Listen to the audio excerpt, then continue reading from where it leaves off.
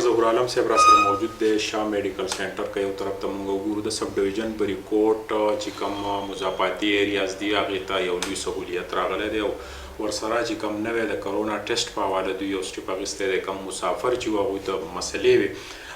نو په هغې باندې هم خبرې کوو خو ډاکټر صاحب دا راته ووایه چې تاسو ته کوم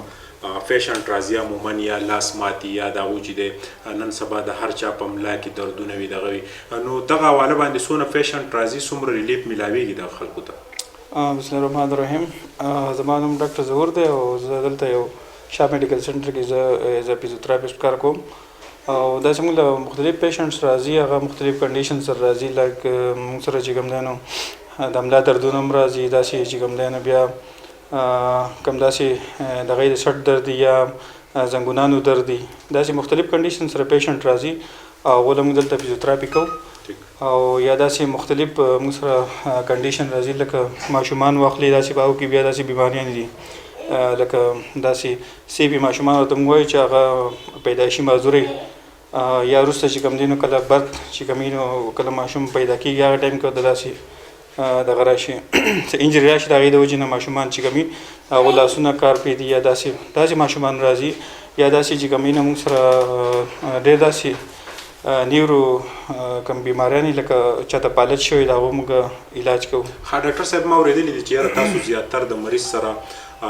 د لاس په ذریعه باندې ډېر زیات کړاو کوئ چې داسې عموما نور ډاکټران صاحبان دومره نه کوي نو تاسو دا ګڼئ چې یاره دا بیماري چې دا د دغه ټایم د هغه مساج یا د هغه د کم رګونه بې ځایه شوي یا د هغه هډوکي چې دی یو بل نه خوځېدلي نو دا موضوع نه ده د دپاره جی بالکل زموږ چې کوم فزیوتراپي علاج دی نو هغې کې موږ سره موږ هغې پیشنټ چې کوم نو اول اسسمنټ وکړو چې یاره مسله څه ده د هغې نه پس چې کوم نو بیا موږ سره خپل مشینان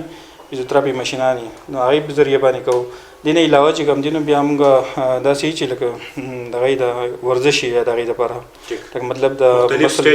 بالکل ورزش بیا د هغې نه علاوه چې کوم نو هغه مطلب یو جوړ دی هغه د هغې کې معمولي غونته کې یا څه مطلب درد دی یا څه دی نو هغې دپاره موږ سره خپل د هغې د ټیکنیکس دي نو هغه ټیکنیکس باندې چې کوم دي نو موږ بیا مطلب دغه ورکوو ټریټمنټ کوو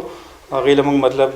د هغې د هغه جوړ باندې موږ داسې لکه مومنټس وغیره ورکړو نو هغې سره چې کوم نو پیشنټ ټیک کېږي درنګ جهان مننه کور ماباد ډاکټر ظهور عالم صاحب که موږ یو طرف ته وګورو نو څونه مریضان چې راځي نو دی ورسره یو ډېر لوی محنت کوي عموما د ده مریض چې کوي نو د ده په کلینیک کې ګنټه یوه نیمه دی په هغې باندې خپل